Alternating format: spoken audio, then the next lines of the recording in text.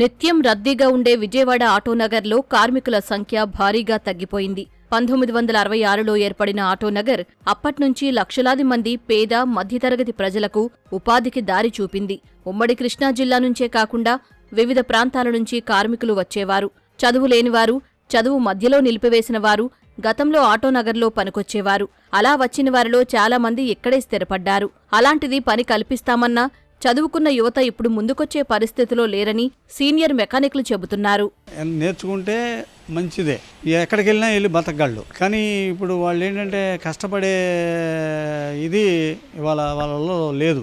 ఇలా ఆయిల్ పూసుకోవడం, ఈ పని మనకెందుకు అని ఒక భావంలో కాస్త ఇదైంది. విజయవాడ 87లో వచ్చినప్పుడు కుర్రోళ్ళు మాకు ఆటనారులో పుష్కలంగా ఒక షెడ్లో 20 మంది ఉండేవాళ్ళు. ఇప్పుడు ఒక్కళ్ళు కూడా ఉండలేదండి. ఈ ఫీల్డ్కి ఎవరు రావట్లా. వచ్చి నేర్చుకునేవి ఇప్పుడు కష్టపడే లేదండి. ఈ జనరేషన్ అయితే నెక్స్ట్ ఎవరు ఉంటారండి నేర్చుకునేవాళ్ళు, మొత్తం కంపెనీకి వెళ్ళిపోవడమే. చదువుకున్న వాళ్ళు ఎక్కువయ్యారు.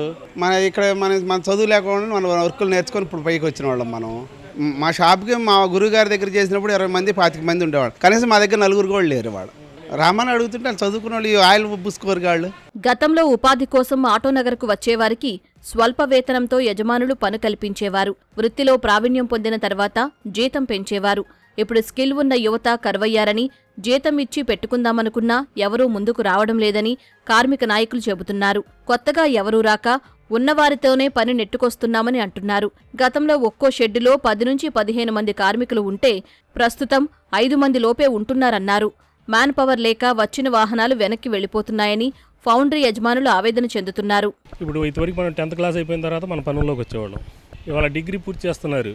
వాళ్ళు చదువు ఎటు అవట్లా. బాగా చదివేవాళ్ళు హై గ్రేడ్ ఏమో అమెరికా అనే వెళ్తున్నారు. కొంచెం తక్కువ వాళ్ళు ఏం చేస్తున్నారంటే ఒక బ్యాగ్ వేసుకుని ఈ మాల్లెమ్మటి తిరుగుతున్నారు. వాళ్ళు ఒక 18,000 నుంచి 20,000 దాకా ఇస్తారు వాళ్ళు. అదే ఈడు ఏదో పని నేర్చుకున్నాడు అనుకోండి, ఆడి జీవితాంతం ఆడి దగ్గర బలం ఉన్నంతసేపు పని చేసుకుంటాడు. ఆడు 20,000 కాదు, కావాలంటే 50,000 సంపాది, 10 లక్షలు సంపాది. వ్యవసాయ కూలీలు ఎంత ఇబ్బందిగా ఉందో మాకు కూడా అంతే ఇబ్బందిగా ఉంది. ఫ్యూచర్లో ఏంటనేది తెలియకుండా ఉంది.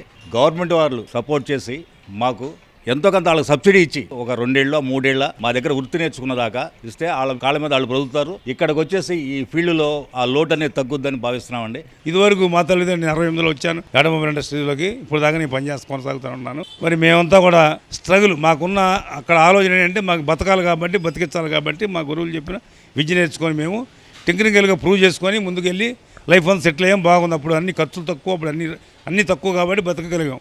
ఇప్పుడు అన్ని ఖర్చులు పెరిగిపోయినాయి. విపరీతమైన రేట్లు అవడం వల్ల మేము మా దగ్గర యంత్రాంగం కుర్రాళ్ళు రాలేకపోతున్నారు. ఉమ్మడి కృష్ణా జిల్లాలో పారిశ్రామికంగా అభివృద్ధి వైపు ప్రభుత్వం వడివడిగా అడుగులు వేస్తున్న నేపథ్యంలో మ్యాన్ పవర్లో ఇబ్బందులు లేకుండా చర్యలు చేపట్టాలని ఆటోనగర్ కార్మికులు కోరుతున్నారు.